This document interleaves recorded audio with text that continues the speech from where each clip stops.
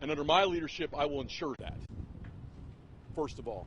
Second of all, obviously the mayor and the chief had a press conference today, or took questions, I should say, today. And there were several things that were brought up I want to address. The mayor made the quote, "Own the remedy and own the solution." And I think it's a good quote. One thing I would say is during all of this, the leadership or lack of in this city has shown. I've reached out to the mayor's office. I've reached out to city council. They have not returned our calls. In an attempt to de-escalate this situation, to work with city officials like we always agree to do, and we have not heard back from any of those folks. I don't know how we move forward in this community to make change and to address the legitimate concerns that people may have. Their voices are legitimate, even if we don't agree. It's important to hear. And I don't know how we move forward in this community with leadership that won't reach out to the other side to help out. We're waiting on that call. We will continue to be there to wait on that call. We have worked in the past. I am glad the mayor acknowledged that through contact negotiations, they've made some steps. Why have they made some steps? Because the union has agreed to things. I'll give you a great example. Body-worn cameras. They did that with an agreement with us. We agreed to that and worked together to get that for full transparency for everyone. So we talk about the union not wanting to support and not be for change. We have changed. That's a significant change. Very transparent. You folks do public records requests for that footage all the time. Citizens do all the time. Transparency, and we were a part of that. And we will say that that body camera has shown, while the mayor or other elected officials have painted this department with being stricken with racism, those body camera footage does not show that. The complaints do not show that. There are sustained complaints. The issues we deal with the office internally do not show that. A systemic. We are not perfect. We can always be better. That's why we've opened dialogue, and we will always have open dialogue with the city to improve. So we do agree on that very much. As far as the riots, I will call them, and I want to make a distinction very clear. There are a lot of peaceful protesters out there. We support them. The officers support them. I talked to them in the streets last night. I stood out on Broad Street and talked to them, and I'll share the story they told me. They were peaceful. I said, hey, we'll stand there with you. We want your voice to be heard, even if it's about us. That's your right, and we all believe in that. We've talked a lot about rights lately in this world and everything that's going on with COVID, and we believed it then and we believe it now. These folks told us a story how they wanted to peacefully protest, and someone put a gun in their face, not the police. Another rioter put a gun in their face, and they were upset.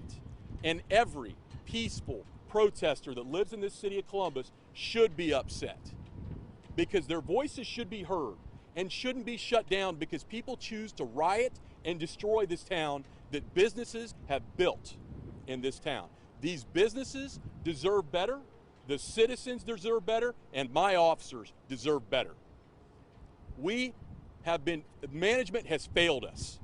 Leadership in this town has failed these officers, and now we're trying to pick up the pieces. And our officers will continue to do that. You will see stories of officers walking over like I just described and talking to the peaceful protesters, encouraging them, don't tolerate this illegal activity. We won't be a part of it.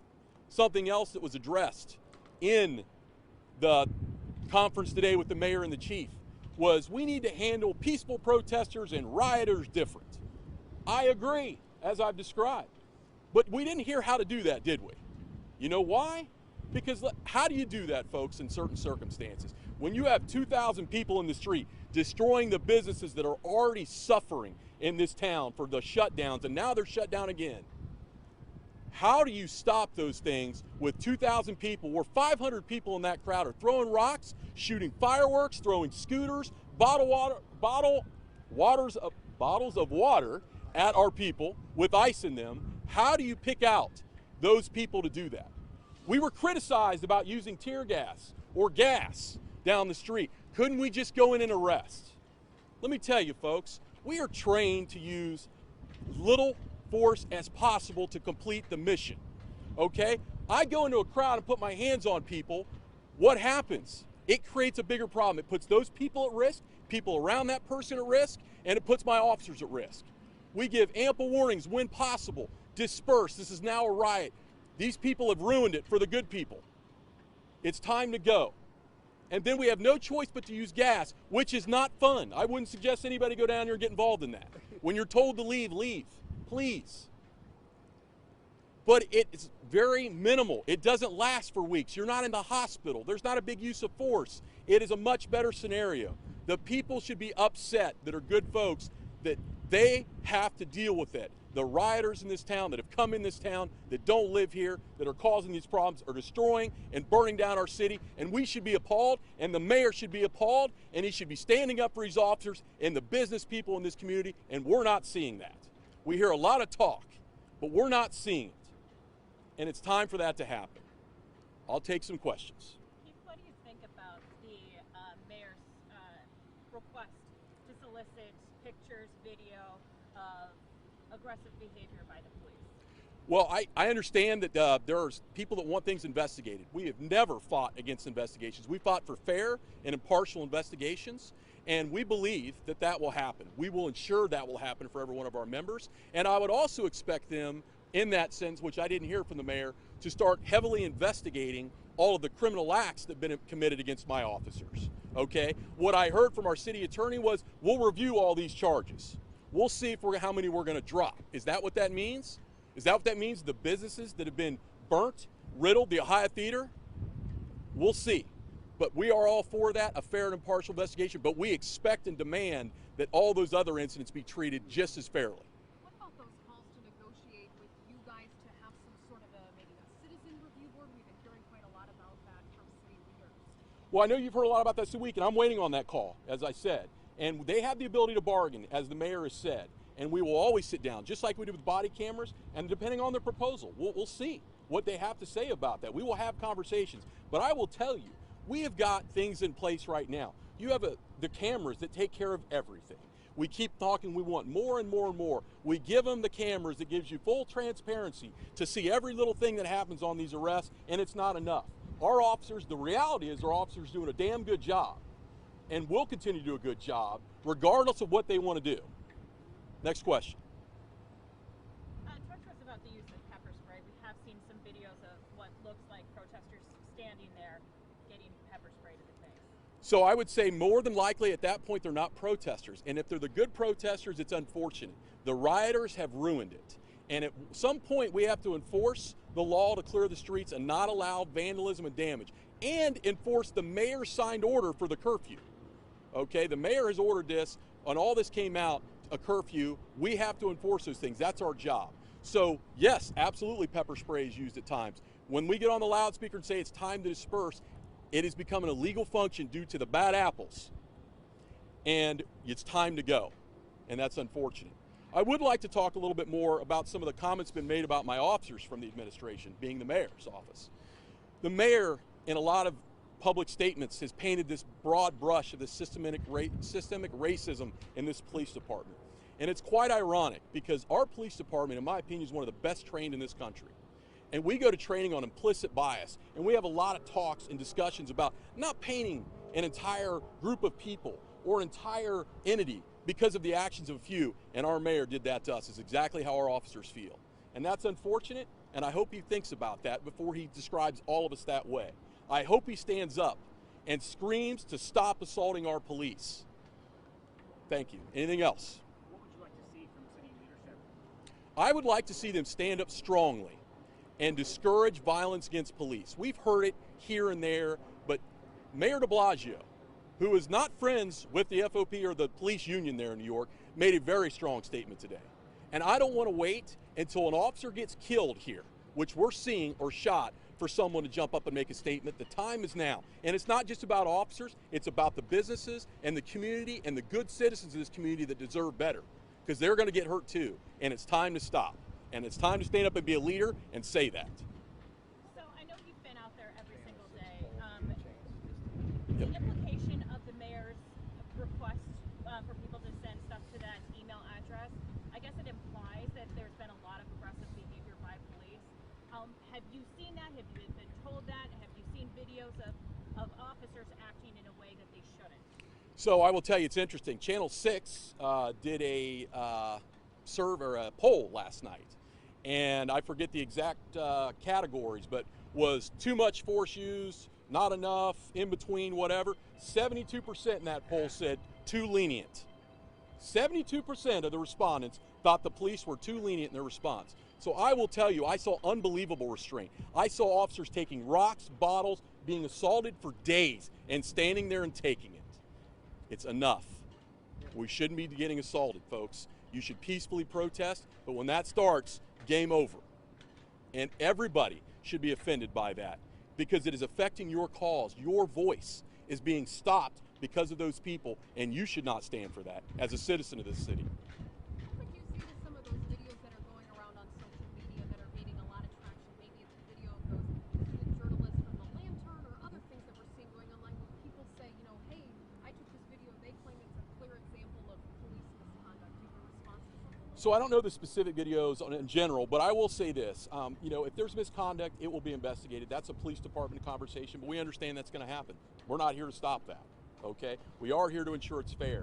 And the only thing I'd say about videos, we've all learned, and we all know this, depending on what you show, what part of the video is very important. Did they show the 30 minutes of us with a bullhorn saying, get out of the street or we're going to deploy gas?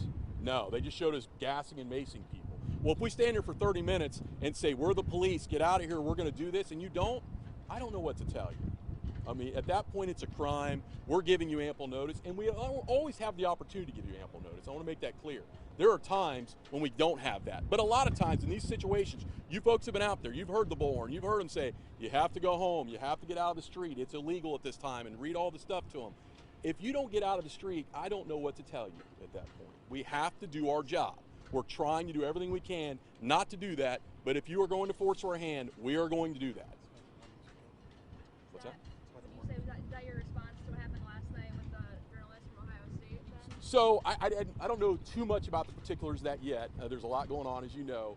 But I will say that that is being investigated, looked at. I expect those officers to be treated fairly. I think the whole story needs to be told. Okay, what I do know is that officers in that intersection or that area were taking bottles, rocks, everything else, telling people to disperse. And folks, we don't have opportunity in a short period of time to determine who everybody is, okay? And I'll even go a step farther. The media, we want you to have your voice. I mean, we have invited you to come out with us and stay with us so you can show the public all sides of what's going on so they can make educated decisions. But at some point, when we're taking full-size industrial fireworks at us, which has been shot at us this week, we didn't have red, white, and boom, so maybe that's why, okay? But that's happened to us. When that happens, it's time to leave, okay? And if you're a journalist, I would tell you, get out of there. It's a crime scene at this point. A crime is being committed. Journalists know this. You can't wander into a crime scene, okay? If there's a homicide, we're not gonna let you wander in there. We do want cooperation. We want journalists to be able to do their job. We want you to show everything that's going on because we are very confident in what is going on and the reactions of our police officers is appropriate, and we are confident, so we want you there. We want everyone there. We ask for some help. Next question. I know it's a tense situation for all, but having been down there in downtown Columbus for the past couple of days, there are literally anti-police messages being spray painted everywhere. What is that like for a police officer to be working and then seeing that? So, you know what, I'll be honest, we are used to that. We get called every name in the book. We see that stuff. That doesn't bother us. What bothers us the most, if you talk to officers, is watching this city burn. Watching the business people that have built this city burn down. It's sad. We have time vested in this place. This is one of the best police departments in the country. We have a lot of respect for the businesses and everybody down there, and it's sad. That's what it's like, more than anything. We can take the rhetoric. We're used to that. Seeing that stuff on the buildings, businesses, it's sad for these businesses. That's how we feel. Do you think anything can be done from your guys' perspective to maybe bridge that gap to those folks that feel like they aren't being listened to, or ways to work on relations? So I don't know. I hope so. I hope better communication. I will tell you that Fraternal Order Police has been involved with conversations with the community, with faith leaders in the community in the past about things, and we are always happy to be a part of that and do that. We're not against any of that dialogue. I may tell you I don't agree with anything you're saying, But I will always listen to your dialogue. We will always have the ability to have that. What I know is if we don't have that dialogue through city leadership or other places, we will not succeed, in my opinion.